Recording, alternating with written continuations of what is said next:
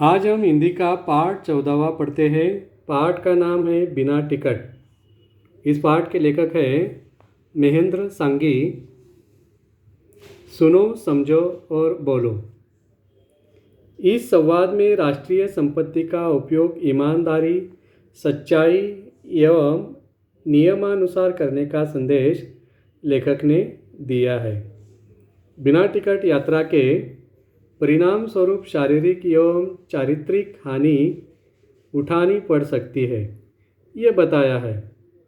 और समाज में बहुत सारे लोग ऐसे होते हैं कि वो बिना टिकट यात्रा करते हैं और इसका परिणाम क्या होता है कि शारीरिक एवं चारित्रिक हानि का उनको सामना करना पड़ता है। और इसी बात को इस पाठ में दर्शाया गया है, बताया गया है। हम इस पाठ को पढ़ते हैं। कोई एक रेलवे स्टेशन। ये जो पाठ है बिना टिकट, यह एक एकांकी के रूप में यहाँ पे प्रस्तुत किया गया है। तो कोई एक रेलवे स्टेशन दिया गया है। प्लेटफॉर्म पर रेलगाड़ी खड़ी है। गाड़ी निकलने ही वाली है। इतने में फर्नांडिस हाँफता हुआ प्लेटफॉर्म पर आता है। सामने वाले डिब्बे की ओर दौड़ता है। गाड़ी निकल चुकी है। जैसे तैसे वह डिब्बे की पायदान पर खड़ा रहता है। ये जो पाठ है एकांकी के रूप में यहाँ पे प्रस्तुत की है। तो शुरू में यहाँ पे कोई एक रेलवे स्टेशन दिया गया है और प्लेटफॉर्म पर रेलगाड़ी खड़ी है। गाड़ी निकलने ही वाली है। इतने में जो फर्नांडिस है, एक छात्र है, वह भागते भागते हाँफते हुए प्लेटफॉर्म पर आता है और सामने वाले डिब्बे की ओर दौड़ता है। गाड़ी निकल चुकी है। जैसे तैसे उसने क्या किया है, डिब्बे की पायदान पर खड़ा रहता है। पायदान मतलब जो सीढ़ियाँ होती है उतरने चढ़ने के लिए, इस पे वह जैसे तैसे खड़ा रहता है। फर्नांडिस, आखिर गाड़ी मिल ही गई। रमन, इसमें क्या नया है? रोज़ तुम ऐसा ही करते हो। और कुछ छात्र दिए गए हैं और इस छात्रों में संवाद चल रहा है।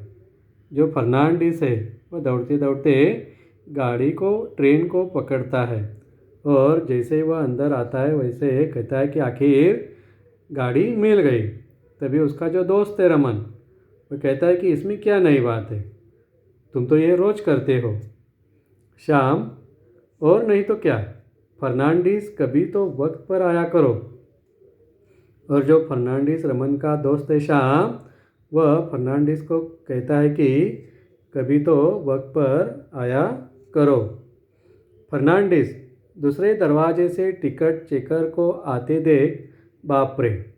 और जो फर्नांडिस है वो बातें करते समय अपने मित्रों से उसका ध्यान दरवाजे पे जाता है, दूसरे दरवाजे पे, जिससे क्या है टिकट चेकर आते देखकर वह चिल्लाता है, बाप रे। श्याम, क्यों, क्या हुआ? और उसकी चिल्ला सुनते हुए श्याम कहता है कि क्या हुआ? फर्नांडिस, ये टिकट चेकर खन्ना कहाँ से आ टपका? मतलब फर्नांडिस कहता है कि जो टिकट चेकर है खन्ना, वह कहाँ से अचानक से कहाँ से आ टपका?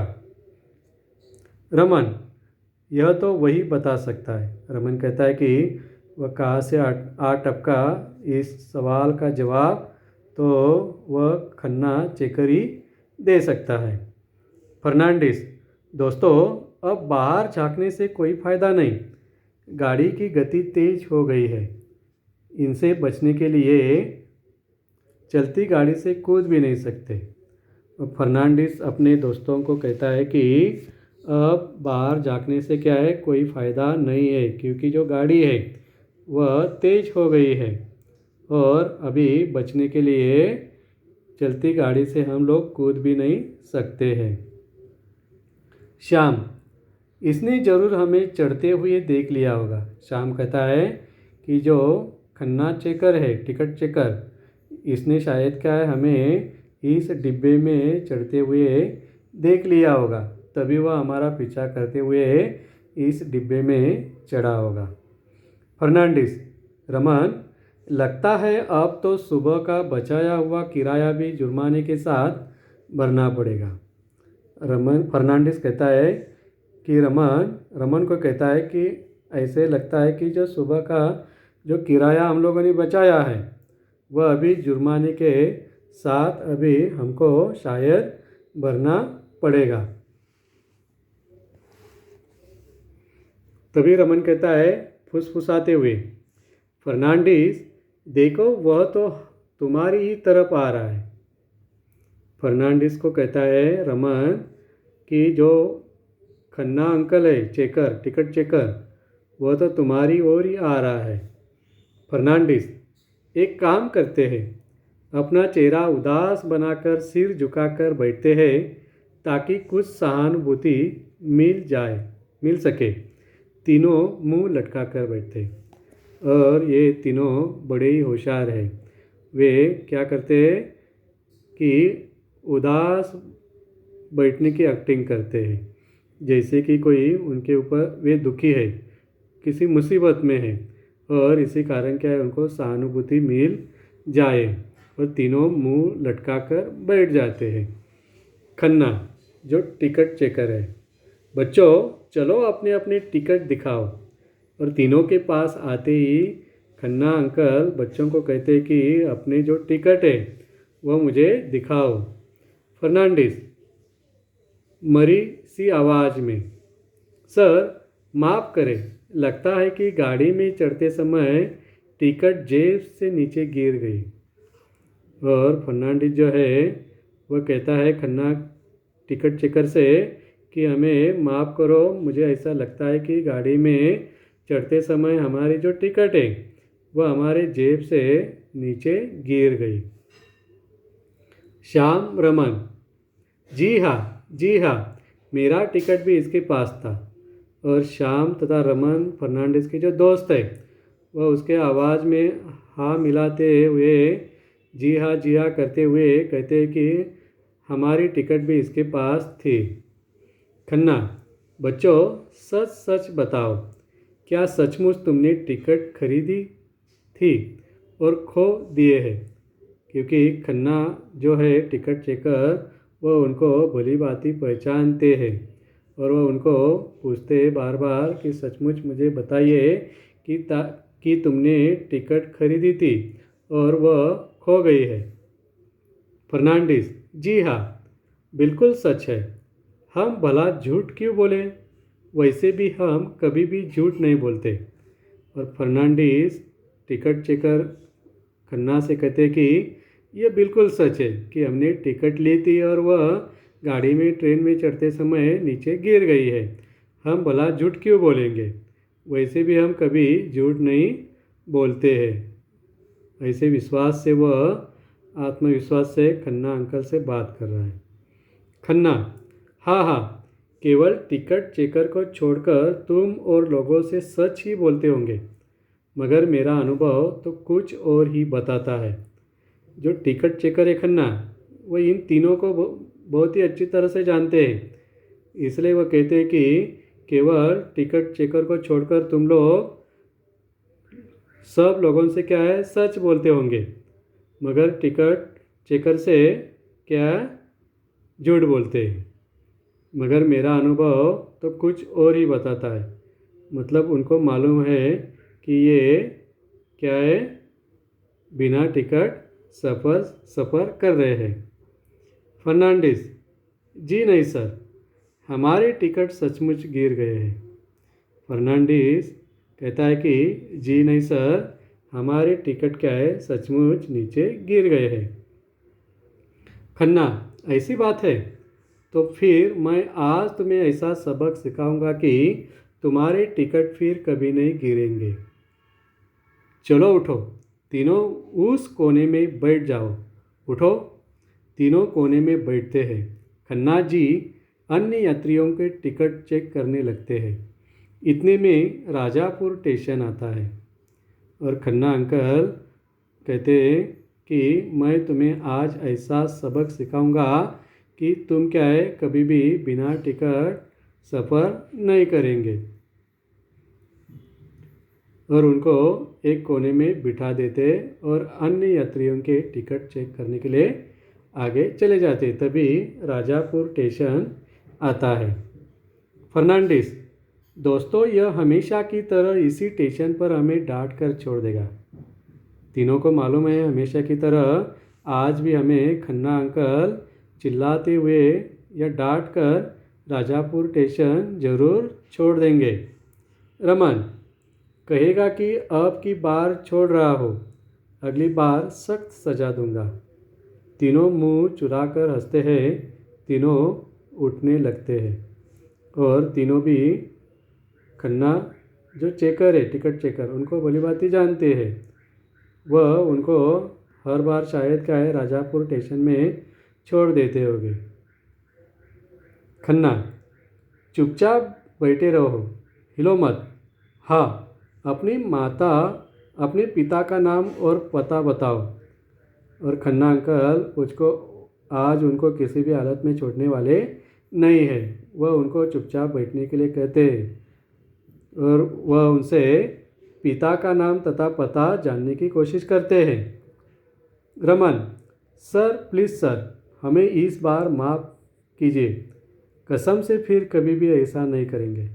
जो रमन है वह कहता है कि प्लीज़ सर हमें इस बार माफ़ कर दीजिए, हम कसम से फिर कभी भी ऐसा काम नहीं करेंगे। खन्ना, बिल्कुल नहीं, अन्य यात्रियों से आप लोग इन पर ध्यान रखिएगा। और वह दूसरे यात्रियों से कहते कि आप इन तीनों पे ध्यान रखिए, मैं ज़रा स्टेशन मास्टर से मिलकर आता हूँ। खन्ना नीचे उतरते हैं, स्टेशन मास्टर से बात करके वे लौट आते हैं और खन्ना जी स्टेशन मास्टर बात करने के लिए नीचे उतरते तथा थोड़ी देर में वे लौट के आते हैं। खन्ना, चलो उतरो नीचे, और तीनों को नीचे उतरने के लिए कहते हैं। फर्नांडिस आखिरी कोशिश करते हुए, सर प्लीज़ इस बार। और जो फर्नांडिस है वह अभी भी कोशिश कर रहा है और उसको ऐसा लगता है कि शायद खन्ना उनको छोड़ दे। खन्ना, चुपचाप मेरे पीछे चलो। और जो टिकट चेकर है खन्ना जी वह उनको चुपचाप अपने पीछे आने के लिए कहते हैं। तीनों नीचे उतरकर खन्ना के पीछे पीछे चलने लगे। कुछ दूर जाने के बाद खन्ना जी एक घर के सामने खड़े रहते हैं। दरवाज़ा खटखटाते हैं, दरवाज़ा खुलता है और तीनों नीचे उतरकर खन्ना के पीछे पीछे चलने लगते हैं। और कुछ दूर चलने के बाद खन्ना जी एक घर के सामने आके खड़े हो जाते हैं। दरवाजे खटखटाता है तथा दरवाज़ा खुलता है। खन्ना, बेटे राज जरा उठोगे। राज उठने की कोशिश करता है, उठ नहीं पाता क्योंकि उसकी दोनों टांगें है ही नहीं। और वह किसी राज नाम के लड़के के घर पे तीनों को लेके आए हैं और वो राज को उठने के लिए कहते हैं, लेकिन राज उठने की कोशिश करता है लेकिन वह उठ नहीं पाता है क्योंकि उसकी जो दोनों टांगें हैं वह है ही नहीं। खन्ना, देखा तुमने कि उसे खड़े होने में कितनी परेशानी हो रही है। और खन्ना जी तीनों को कहते हैं कि आप लोगों ने देखा होगा कि उसको खड़ा होने में कितना परेशान हो रहा है वो। फर्नांडिस, जी हाँ। खन्ना, तो क्या तुम भी इसकी तरह अपनी टांगें तुड़वाना चाहते हो। और तभी खन्ना कहते हैं कि क्या तुम तीनों भी राज की तरह अपनी जो टांगें है उसको तुड़वाना चाहते हो। तीनों एक साथ घबराहट भरी आवाज़ में नहीं नहीं। और ये सुनने के बाद तीनों डर जाते हैं, घबरा जाते हैं और घबराहट भरी आवाज़ में नहीं नहीं कहते हैं।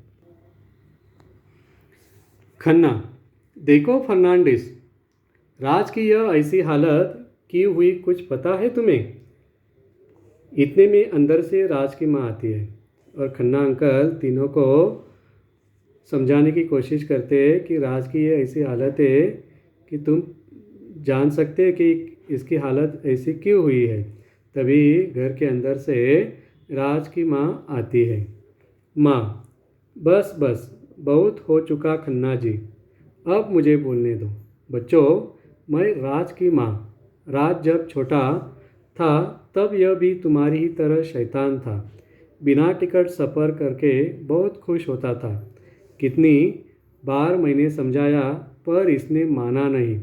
एक बार और जो राज की माँ है वह खन्ना अंकल को कहती है कि बहुत हो चुका खन्ना जी, अब अगली बात मैं इनको बताना चाहती हूँ। और वो कहती है, अपना परिचय देती है कि बच्चों, मैं राज की माँ हूँ। राज जब छोटा था तब यह भी तुम्हारी तरह क्या है, एक शैतान था। बिना टिकट का वह ट्रेन में सफ़र करता था और उसे बिना टिकट सफ़र करने में बहुत खुशी मिलती थी। कितनी बार मैंने समझाया पर ये समझा ही नहीं।